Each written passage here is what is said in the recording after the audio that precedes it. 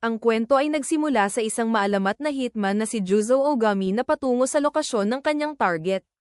Sinabi sa kanya na isa o dalawang bantay lang ang naroon, ngunit pagdating niya ay marami ang nakapalibot. Gayunpaman, kalmado lang si Ogami, hindi kumurap, at basta na lang naglagay ng sigarilyo sa bibig. Nang may lumapit at magtanong kung sino siya, agad siyang bumunot ng baril at pinatay ito nang walang pag-aalinlangan. Sumugod ang iba, ngunit ginamit niya ang kanyang 9mm at isa-isang pinabagsak silang lahat ng walang hirap. Isa sa mga target ang nakilala si Ogami bilang kilalang hitman na pumapatay kahit sino basta tama ang bayad. Agad itong tumakbo papunta sa safe, kinuha ang mga mahahalagang gamit, at nagtangkang tumakas. Ngunit napansin siya ni Ogami at sinipa ang paa nito kaya bumagsak. Kalmadong sinabi ni Ogami na ang pinapatay lang niya ay mga taong itinuturing niyang lubhang walang pag-asa at hindi na maaaring iligtas. Sinubukan ng lalaki na bumunot ng baril, ngunit nasa likuran na niya si Ogami at agad siyang pinabagsak gamit ang isang malakas na suntok sa tiyan. Pagkatapos, dumating ang disposal unit para linisin ang lugar. Sa labas, pinagalitan ni Ogami ang kanyang apprentice na si Noda dahil mali ang impormasyon nito, 25 pala ang tao sa loob imbes na isa o dalawa. Inamin ni Noda ang pagkakamali, ngunit hindi niya maitago ang paghanga na nagawa itong talunin lahat ni Ogami mag-isa. Nakita nila sa briefcase ng tumakas na lalaki ang tila pugad ng putakti. Hindi ito pinansin ni Ogami dahil hindi niya alam ang kahulugan nito. Kinabukasan, umuwi si Ogami. Habang nakasakay sa elevator, aksidenteng nabangga siya ng isang bata na agad natakot at tumakbo palayo nang makita ang kanyang nakakatakot na mukha. Hindi ito ininda ni Ogami dahil hindi siya marunong makitungo sa mga bata. Napaisip siya na kung naging maayos lang siya noon sa ganitong bagay, maaaring naging mas maganda ang buhay ng kanyang pamilya. Ngunit naalala rin niyang wala silang pagkakatulad ng kanyang dating asawa at walang anumang pinagsamahan. Ang trabaho niyang hitman lamang ang tanging alam niyang gawin, hindi dahil sa hilig kundi dahil mahusay lang siya rito. Sa huli, napagtanto niya na ang buhay niya ay walang gaanong saysay at puno ng pagka-boring.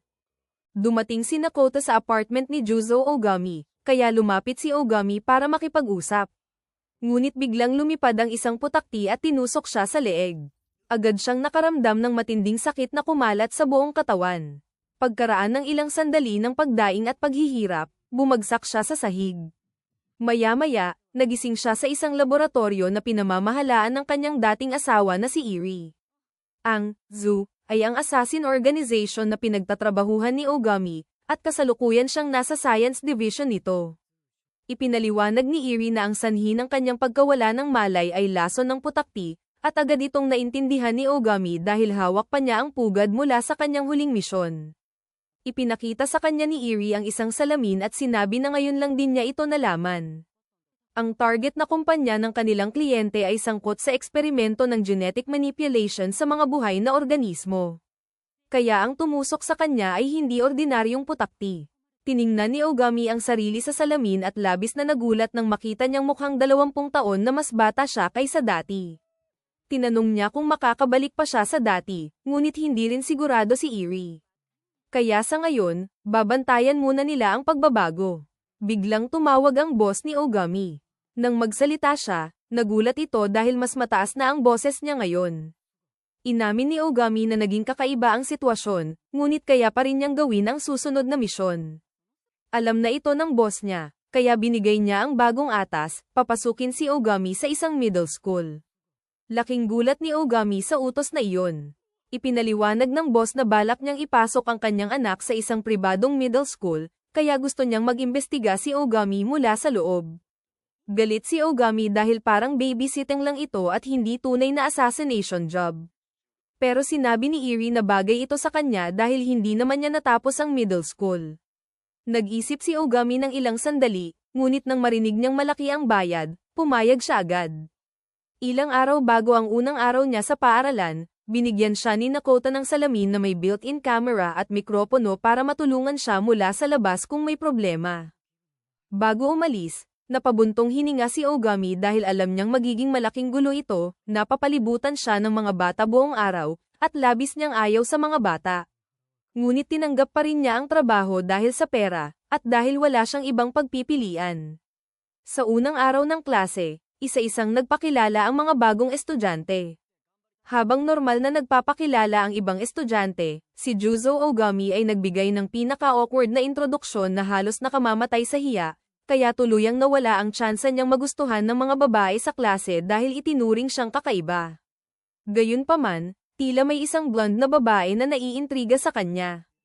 Pag-uwi niya, naghanda si Nakota ng rice omelette para kay Ogami, at labis siyang nagulat sa sarap nito.